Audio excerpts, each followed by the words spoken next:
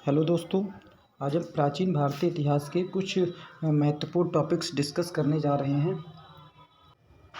इसमें हम 30 महत्वपूर्ण टॉपिक्स पर चर्चा करेंगे और इन्हें विस्तारित करने का प्रयास करेंगे।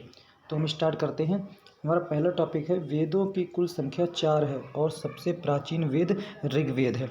बाकी के अगर हम अपने 3 वेदों की बात करें तो हमारा एक वेद पहला हो जाएगा ऋग्वेद, दूसरा हमारा एक वेद हो जाएगा सामवेद और एक तीसरा हमारा वेद हो जाएगा यजुर्वेद। चौथा एक हमारा और वेद हो जाएगा, इसको हम बोलते हैं अथर्ववेद। अथर्ववेद। तो हमारे वेदों की ये 4 संख्या है। अगला पॉइंट आ जाता है हमारा, पुराणों की कुल संख्या 18 है। तो पुराण हमारे 18 हैं।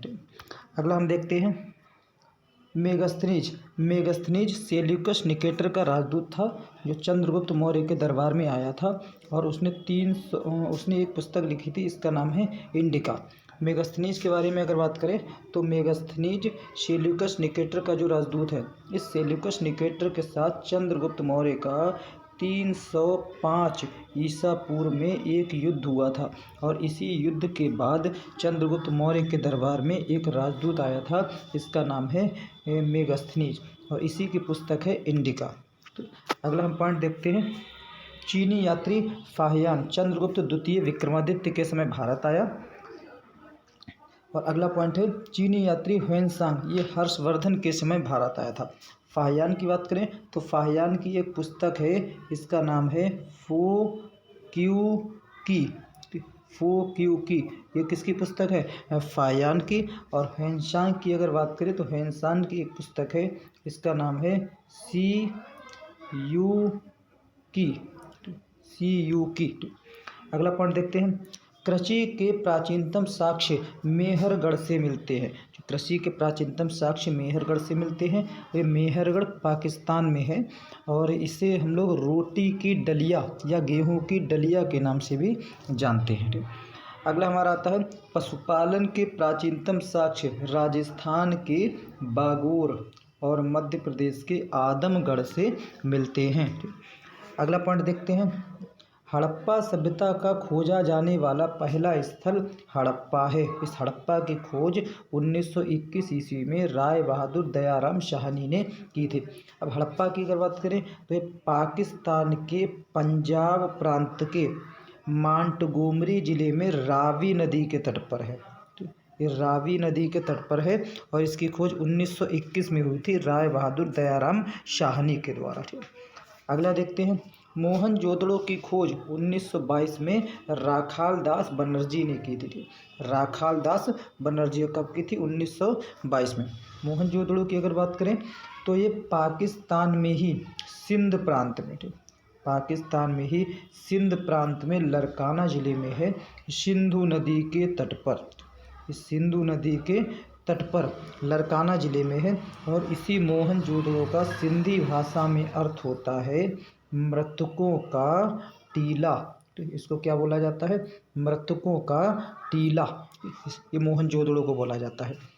अगला आपका आ जाता है, हड़प्पा सभ्यता का स्थल लोथल से एक बंदरगाह मिला है। लोथल की अगर बात करें तो ये भारत में गुजरात प्रांत में है लोथल और एक नदी है भोगवा। उस भोगवा नदी के तट पर एक स्थल है हड़प्पा कालीन लोथल, यहाँ से एक बंदरगाह के साक्ष्य मिलते हैं। अगला देखते हैं, भूकंप के साक्ष्य कालीबंगन से मिलते हैं। भूकंप के साक्ष्य हमारे कालीबंगन से मिलते हैं और कालीबंगन कहाँ है?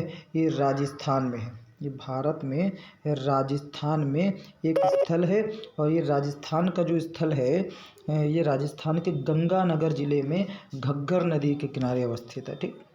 अगला देखते हैं, ये देखो यहाँ पे फिर से आ गया, मोहनजोदड़ो का सिंधी भाषा में अर्थ होता है मृतकों का टीला। अगला, मोहनजोदड़ो से बृहत स्नानागार, अन्नागार और पुरोहित आवास के साक्ष्य मिले हैं। इसके अलावा कांसे की नर्तकी की एक मूर्ति, ये कहाँ से मिलती हैं? मोहनजोदड़ो से। बृहत स्नानागार मिला है, एक बहुत बड़ा अन्नागार मिला है, पुरोहित आवास के साक्ष्य मिलते हैं और कांसे की नर्तकी की मूर्ति, ये सब चीज़ें हमारी कहाँ से मिलती हैं? मोहनजोदड़ो से, वही पाकिस्तान के सिंध प्रांत में जो है। ठीक है। अगला हमारा आ जाता है, बौद्ध ग्रंथ अंगुत्तर निकाय में 16 महाजनपदों का उल्लेख मिलता है। इन 16 महाजनपदों में 2 गणराज्य हैं। इन 2 गणराज्यों की बात करें, एक है वज्जी, एक गणराज्य मिल जाएगा वज्जी, और दूसरा एक गणराज्य मिल जाएगा मल्ल। वज्जी और मल्ल ये 2 गणराज्य थे। और इन 16 में से एक महाजनपद जो हमारा है इसका नाम है अश्मक, ये दक्षिण भारत में अवस्थित था। बाकी के 15 कहाँ हैं, वो उत्तर भारत में मूल रूप से अवस्थित हैं। अगला देखते हैं, मगध पर नियंत्रण करने वाला पहला वंश हर्यंक वंश था। हर्यंक वंश ने मगध पर शासन अपना स्थापित किया था सबसे पहले, और इस हर्यंक वंश का पहला शासक बिंबिसार था। बिंबिसार इस हर्यंक वंश का पहला शासक है जिसने मगध साम्राज्य की स्थापना की थी। अगला पॉइंट देखते हैं, महावग्ग जातक एक ग्रंथ है, इसका नाम है महावग्ग जातक। इस महावग्ग जातक में इसी बिंबिसार की 500 पत्नियों का उल्लेख मिलता है। जो बिंबिसार है, इस बिंबिसार ने अपने साम्राज्य को विस्तार देने के लिए, यानी कि मगध साम्राज्य को मजबूती देने के लिए एक विवाह की नीति, दूसरी कौन सी, दूसरी युद्ध की नीति, और तीसरी एक नीति अपनाई थी मित्रता की नीति। इन 3 नीतियों का सहारा लिया था कि या तो वैवाहिक संबंध स्थापित कर लें, या फिर युद्ध करें, या फिर मित्र बन जाएं। इन 3 नीतियों के माध्यम से उसने मगध साम्राज्य को मजबूती दी थी। अगला आ जाएगा आपका, सिकंदर के आक्रमण के समय मगध पर किस वंश का शासन था, नंद वंश। और इस नंद वंश का शासक कौन है, धनानंद। ठीक, ये धनानंद नंद वंश का अंतिम शासक भी है, और इसी धनानंद का चाणक्य के साथ विवाद हुआ था, और उस चाणक्य ने चंद्रगुप्त मौर्य के सहयोग से इस धनानंद का समूल नाश किया था, और उसी चंद्रगुप्त मौर्य ने एक मौर्य वंश की स्थापना की थी। अगला आ जाता है आपका, मौर्य वंश का संस्थापक चंद्रगुप्त मौर्य था, जिसका प्रधानमंत्री चाणक्य था। ये चाणक्य ही जिसने एक पुस्तक लिखी है अर्थशास्त्र, और ये चंद्रगुप्त मौर्य को इसने ढाल बनाकर धनानंद का नाश किया था। अगला अगर देखते हैं, चाणक्य को विष्णुगुप्त, चाणक्य का ही एक दूसरा नाम कौन सा है, विष्णुगुप्त, और इसी का एक और नाम क्या है कौटिल्य। इसको विष्णुगुप्त और कौटिल्य के नाम से भी जाना जाता है। और देखिए, कौटिल्य ने खास बात है राजनीति विज्ञान, पॉलिटिकल साइंस की एक पुस्तक है, इसका क्या नाम है, अर्थशास्त्र। तो अगर आपसे क्वेश्चन है अर्थशास्त्र किस विषय की पुस्तक है, तो अर्थशास्त्र राजनीति शास्त्र की पुस्तक है, पॉलिटिकल साइंस की पुस्तक है। ठीक, अगला हमारा आ जाता है, अशोक ने अपने राज्याभिषेक के 8वें वर्ष 261 ईसा पूर्व में कलिंग का अभियान किया था। अशोक ने अपने राज्याभिषेक के 8वें वर्ष 261 ईसा पूर्व में कलिंग का अभियान किया था। ये कलिंग कहाँ था, ये कलिंग वर्तमान हमारे उड़ीसा राज्य में था उस समय, और यहाँ का कलिंग का अभियान किया था। और इस अभियान की जानकारी वो किस में बताता है, अपने 13वें शिलालेख में इसके बारे में जानकारी बताता है, कलिंग अभियान के लिए। अगला हमारा आ जाता है, चंद्रगुप्त मौर्य जैन मतानुयायी था, यानी चंद्रगुप्त मौर्य ने किस धर्म को संरक्षण दिया था और किस धर्म को स्वीकार किया था, तो जैन धर्म को। और जैन धर्म में एक विधि होती है संलेखना विधि, इसी को बोलते हैं हम लोग संथारा विधि, संलेखना या संथारा विधि।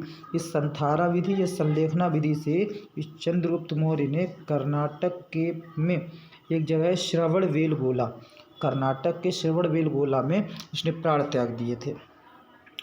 अगला आपका आ जाता है, भारत में मुद्रा प्रणाली की शुरुआत कब से होती है, 6वीं शताब्दी ईसा पूर्व से हुई। और भारत में प्रचलित सबसे प्राचीन मुद्राओं को, भारत में प्रचलित सबसे प्राचीन मुद्राएं हैं उनको किस नाम से जानते हैं, आहत मुद्रा, इन्हीं को हम कहते हैं टंकण मुद्रा, और इन्हीं को कहते हैं पंचमार्क मुद्रा। तो भारत की सबसे पुरानी मुद्राएं जो 6वीं शताब्दी ईसा पूर्व में चलाएंगे उन्हें हम आहत मुद्रा या टंकण मुद्रा या पंचमार्क मुद्रा भी कहते हैं। अगला देखो हमारा, मगध का पहला शासक कौन था, बिंबिसार। ये हर्यंक वंश से संबंधित था, जो भी पीछे आया है हमारा वही बिंबिसार। इसने विवाह की नीति, मित्रता की नीति और युद्ध की नीति के माध्यम से मगध का विस्तार किया था। ठीक है, अगला हमारा जाता है, भारत पर सिकंदर का आक्रमण 326 ईसा पूर्व में हुआ था। ये यूनान का एक शासक था सिकंदर, और उसने विश्व विजय की आकांक्षा से भारत पर आक्रमण किया था। और सिकंदर के आक्रमण के समय भारत में मगध पर नंद वंश का शासन था। नंद वंश का शासन है मगध पर, जब सिकंदर ने पश्चिमोत्तर सीमा प्रांत में आक्रमण किया है। ठीक। और इसी सिकंदर का पोरस के साथ एक युद्ध भी हुआ था, उसको हाइडेस्पीच का युद्ध कहा जाता है। अगला हमारा आता है महात्मा बुद्ध। महात्मा बुद्ध का जन्म कहाँ हुआ था? कपिल वस्तु के निकट लुम्बिनी ग्राम में इनका जन्म हुआ था, और इन्होंने एक धर्म चलाया था, इसका नाम था बौद्ध धर्म। और इनका पहला उपदेश जो है वो कहाँ दिया गया था? सारनाथ में दिया गया था। और महात्मा बुद्ध को ज्ञान की प्राप्ति कहाँ हुई थी? बोधि गया में इनको ज्ञान की प्राप्ति हुई थी महात्मा बुद्ध को। ये बिहार में है बोधि गया। अगला देखो आता है हीनयान और महायान। ये बौद्ध धर्म से ही संबंधित दो उप संप्रदाय हैं। इनमें जो हीनयान है ये थोड़ी सी पुरानी विचारधारा को लेकर चलने वाला, मतलब जो बौद्ध धर्म की मूल विचारधारा है उसको लेकर चलने वाला संप्रदाय क्या कहलाता है? हीनयान। लेकिन जो परिवर्तित समय के अनुसार नई नई विचारधाराओं को लेकर चलता है उसको क्या बोला गया है? उसको महायान बोला गया है। ठीक है। अगला हमारा आता है जैन धर्म में कुल 24 तीर्थंकर हुए हैं। जैन धर्म के 24 तीर्थंकर हैं, और इनमें प्रथम तीर्थंकर कौन है? ऋषभदेव। जैन धर्म के प्रथम तीर्थंकर हैं हमारे ऋषभदेव, जबकि 24वें और अंतिम तीर्थंकर इनका क्या नाम है? महावीर स्वामी। महावीर स्वामी की अगर बात करें, इनके बचपन का नाम है वर्धमान। तो महावीर के बचपन का नाम है वर्धमान, और इन्होंने जैन धर्म को एक बहुत अच्छी स्थिति में पहुंचाया था। ये जैन धर्म के अंतिम तीर्थंकर भी माने जाते हैं। अगला देखते हैं पंचव्रत। 5 व्रत हैं और अनेकांतवाद का सिद्धांत, ये जैन धर्म से संबंधित हैं। पंचव्रत हैं, इन्हें 2 हिस्सों में बांटा जाता है, एक अणुव्रत और दूसरे महाव्रत। अणुव्रत जो हैं वो गृहस्थ लोगों के लिए हैं, और जो महाव्रत हैं वो सन्यासी टाइप के जो लोग हैं उनके लिए होते हैं। और अनेकात्मवाद का सिद्धांत ये भी हमारा जैन धर्म से ही संबंधित है। और जैन धर्म में त्रिरत्न भी हैं, 3 रत्न हैं, जैसे सम्यक ज्ञान, सम्यक दर्शन और सम्यक आचरण। ये हमारे जैन धर्म के त्रिरत्न हैं। लास्ट हमारा आ जाता है अशोक ने बराबर की पहाड़ियों, ये बिहार में है बराबर की पहाड़ियाँ। अशोक ने बराबर की पहाड़ियों पर, और इसी का एक जो है उत्तराधिकारी आ जाएगा दशरथ। इस दशरथ ने नागार्जुनी की पहाड़ियों पर आजीवक संप्रदाय के लिए, किसके लिए? आजीवक संप्रदाय के लिए गुफाओं का निर्माण करवाया था। तो ये हमारे 30 पॉइंट्स हो गए हैं प्राचीन भारतीय इतिहास से संबंधित, और इसको ध्यान से थोड़ा सा नोट्स बना कर रहे हैं। धन्यवाद।